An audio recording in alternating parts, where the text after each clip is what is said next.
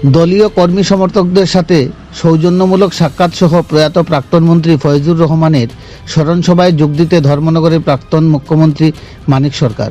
প্রয়াত প্রাক্তন মন্ত্রী ফয়জুর রহমানের স্মরণসভায় অংশগ্রহণ সহ দলীয় কর্মীদের সঙ্গে মতবিনিময় করতে মঙ্গলবার ধর্মনগরে উপস্থিত হন প্রাক্তন মুখ্যমন্ত্রী তথা পলিট ব্যুরো সদস্য মানিক সরকার। ধর্মনগর সফরকালে তিনি সিপিআইএম সংগঠনগুলোর দলীয় কর্মী সমর্থকদের সঙ্গে বর্তমান রাজনৈতিক প্রেক্ষাপট এবং পরিস্থিতি ও সাংগঠনিক বিষয় নিয়ে আলোচনা করেন। এদিন তিনি কুর্তি এলাকায় আগর প্রসেসিং সেন্টার পরিদর্শন করে উৎপাদন ব্যবস্থা ও সংশ্লিষ্ট কর্মীদের সঙ্গে কথা বলেন। স্থানীয় অর্থনীতিতে আগর শিল্পের গুরুত্ব তুলে ধরে এই শিল্পের বিকাশে প্রয়োজনীয় উদ্যোগ গ্রহণের উপর গুরুত্বপূর্ণ আলোকপাত করেন। প্রয়াত প্রাক্তন মন্ত্রী ফয়জুর রহমানের বাসভবনে গিয়ে পরিবারের সদস্যদের সঙ্গে সৌজন্যমূলক সাক্ষাৎ এবং তার স্মৃতির প্রতি গভীর শ্রদ্ধা ও সমবেদনা নিবেদন করেন। সফরকালে ওনার সঙ্গে উপস্থিত ছিলেন কদমতলা কুর্তি বিধানসভা কেন্দ্রের বিধায়ক ইসলাম উদ্দিন, সিপিআইএম রাজ্য সম্পাদক মণ্ডলীর সদস্য অমিতাভ দত্ত, সিপিআইএম ধর্মনগর মহকুমা সম্পাদক রতন রায় সহ দলের একাধিক নেতৃত্বরা। মানিক সরকারের এই সফরকে ঘিরে দলীয় কর্মী সমর্থকদের মধ্যে উৎসাহ পরিলক্ষিত হয়।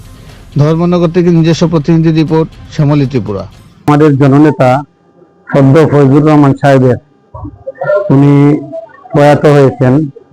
ওনার স্মরণসভাবে আগামীকালকে ধর্মনগর রবীন্দ্র স্বামী বিবেকানন্দ ছাত্র শতবার্ষিকী ভবনে, এই উপলক্ষে আমাদের পার্টির প্রাক্তন পলিটব্যুরো সদস্য, রাজ্যের প্রাক্তন মুখ্যমন্ত্রী সদ্য মানিক সরকার মহোদয় উনি আজকে উপস্থিত হয়েছেন। এখান থেকে আমাদের প্রয়াত নেতা ফয়জুর রহমান সাহেবের বাড়িতে এসেছেন। এখান থেকে কুর্তিতে আমাদের যুবকদের অনুরোধে উনি কুর্তিতে এসেছেন এবং আসার মূল উদ্দেশ্য হচ্ছে জনগণের মধ্যে আমাদের যারা অভিভাবক আছেন, যুবক আছেন, তাদের সঙ্গে সাক্ষাৎ করা, মূলত এই উদ্দেশ্য নিয়েই ওনার আসা।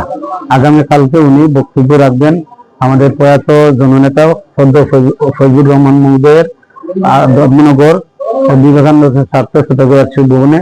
সেখানে উনি আলোচনা করবেন এবং আমাদের এই জেলার সমস্ত স্তরের আমাদের পার্টির নেতা কর্মীরা সেখানে উপস্থিত থাকবেন।